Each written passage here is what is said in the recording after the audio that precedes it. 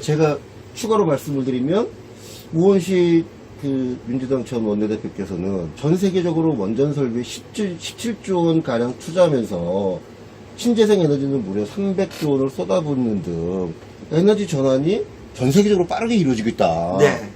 그리고 구글이나 애플이나 BMW나 이런 세계적인 140여 개 글로벌 기업들도 신재생 에너지를 기업의 핵심 경쟁력으로 삼고 있다. 그렇죠. 이게 저는 굉장히 중요한 말씀이신 네. 것 같아요. 그래서 이렇게 보면 우리나라는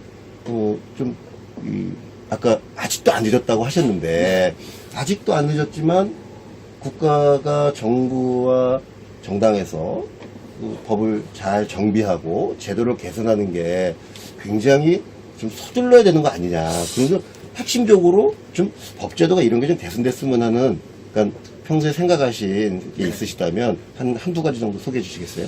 그러니까 이제 원자력이나 석탄, 석유 중심으로 가는 거는 비커 속의 개구리의 운명을 선택하는 겁니다.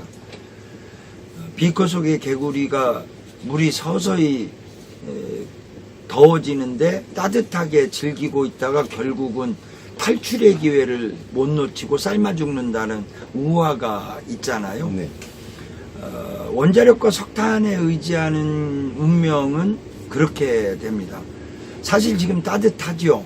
200조 시장에서 거대한 독과점 이익이 생기고 있는 것을 탈출하기가 쉽지 않습니다. 독과점으로 계속 이익이 지금도 이 파이프를 통해서 떨어지고 있는데 이 따뜻한 온실을 나가는 것은 황야로 나간다는 두려움도 있을 겁니다. 그러나 명백한 것은 그 길은 죽는 길이다. 그러면 다른 길이 있는가? 있다라는 거죠. 시대의 추세가 그런 방법이 기술의 변화 발전으로 되고 있다라는 거예요. 예를 들어서 이런 겁니다. 아까 얘기를 했지만 원자력 발전소는 지어지면 60년이 기본 수명입니다. 연장이 더 되면 80년도 갑니다. 문제는 그 원자력 시설을 인력을 폐기할 필요가 없다라는 거예요. 그 시설의 열 에너지를 바꿔주면 돼요. 열원을 바꿔주면 됩니다. 이게 무슨 얘기냐면 저는 이제 한수원에 대해서 또 한수원 귀하게 고생했던 그 원자력 노동자들에게 간곡하게 권하는 제안이에요. 이 제안의 내용은 뭐냐면 열원을 바꾸자는, 열원을 전환시키자. 석탄 발전소는 석탄을 태워서 열에너지로 물을 끓여서 터빈을 돌려서 전기를 만들어서 대규모로 산업전기를 보내는 게 석탄 발전소고, 원자력 발전소는 우라늄을 태워서 그 열원으로 물을 끓여서 터빈을 돌려서 대규모 산업전기를 보내는 게 원자력 발전소입니다. 열원을 바꾸면 3분의 2의 시설을 그대로 운영하면서 인력도 그대로 운영하면서 업무의 양이 더 확장이 되어집니다. 무슨 얘기냐면 우리나라 석탄발전소, 원자력발전소는 전부 임해단지에 있습니다. 왜냐하면 원자력발전소의 온배수를 밖으로 배출하기 위해서, 바다로 배출하기 위해서 그렇게 하기도 하고, 석탄이나 석유를 바다로부터 빨리 가져와서 저탄장을 만들고 또 태운 석탄 그 고용물을 또 저장하기 위해서 임해단지에 만드는데, 그러다 보니 사람이 안 사는 데서 전부 전기를 대규모 송전을 하게 구조가 만들어져 있어요. 우리나라 전기의 80%가 그렇게 지금 공급되고 있습니다. 문제는 이쪽 지역에서 태양광 발전을 하고 수소 발전으로 바꿔야 된다라는 거예요. 태양광 발전은 수소를 만드는 전기분해 에너지가 나와요. 미안한 그 원전 주변에 사시는 분들에게는 좀 죄송한 얘기지만 서울 지역 땅값에 비해서 원전 주변이나 석탄발전소 주변의 땅값은 10분의 1에서 100분의 1 이하의 가격입니다. 이 지역에 서울시 정도의 태양광 발전 특혜 또는 뭐 서울시 정도의 태양광 발전 수익성을 보장해주면 이쪽 지역 주민들, 특히 원자력 발전소, 석탄 발전소 근로자의 가족들은 거대한 부를 축적할 수가 있습니다. 거대한 부를. 반경 5km 정도의 태양광 특구를 설치하고 태양광 발전 시설들에 대한 서울 시민들이 누리는 정도의 수익성을 지원해주면 큰 돈 안 들어요. 서울시도 하는데 큰 돈 안 들여서 그런 지원을 해주면 거대한 전기 발전이 이루어지고 그 거대한 전기 발전은 수소 생산으로 이어지고 수소 생산은 현대 자동차의 수소 자동차에 공급되는 수소 충전소가 생기게 됩니다. 지금 수소 자동차가 안 팔리는 결정적인 이유는 충전시설이 없어서 그래요. 충전시설 만들면 시민들이 다 불안해하고 반대합니다. 결국은 님비 현상을 극복하는 거는 수소를 사주는 사람들 있는 데다가 수소 충전소를 만들면 돼요. 그러면 임해단지를 중심으로 해서 산업단지랑 가까운 데에 수소 충전소가 많이 생기고 수소 자동차가 생기게 되고 원자력 노동자, 석탄 노동자들, 석탄 발전 노동자들은 돈을 많이 벌게 되고 그 가족들은 돈을 더 많이 벌게 되고 새로운 설비들이 기존의 석탄 발전소 보일러나 원자력 발전소 보일러 옆에 작은 단위를 서서히 만들어가는 겁니다. 이 기간은 20년 이상이 걸릴 거예요. 이 기간을 통해서 점차로 열원을 석탄 발전에서 수소 발전으로 원자력 발전에서 수소 발전으로 바꿔나가면 돼요. 물론 10년 뒤 20년 뒤에는 상온 핵융합 발전으로 또 변화 발전이 될 겁니다. 어쨌거나 원료는 전기 분해를 통해서 만들어내는 수소입니다.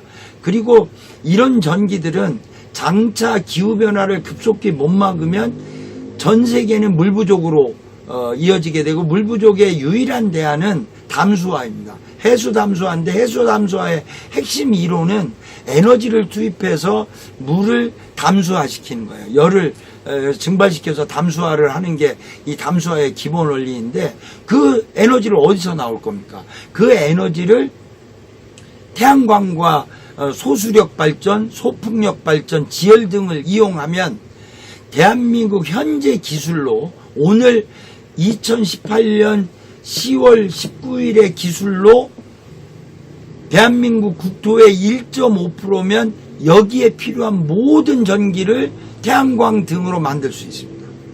앞으로 5년 안에 국토 면적의 1% 정도만 이런 재생에너지 설비를 하게 되면 대한민국에 필요한 모든 산업용 전기, 가정용 전기, 교통용 전기를 다 자급자족할 수가 있습니다. 이러려면 결단이 필요합니다.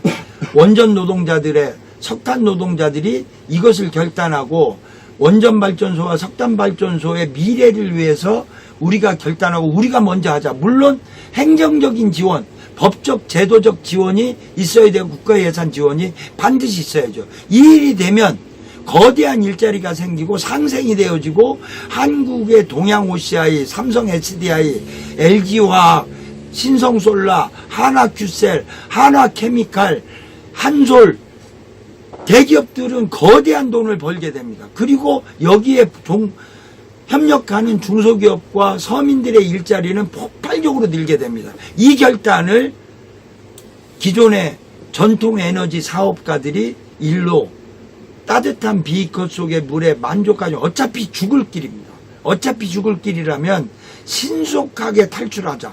신속하게 재생에너지 영역에 자신들을 좀 초기에는 거칠고 힘들겠지만 그 길에 뛰어드는 길이 자기가 사는 길이고 대한민국이 사는 길이고 세계가 사는 길이고 지구온난화를 막아내고 무생명이 공동으로 사는 유일한 길이다라고 생각합니다. 예. 어쨌든 지금 말씀을 듣다 보니까 굉장히 중요한 단어가 있는데 일자리 창출 그리고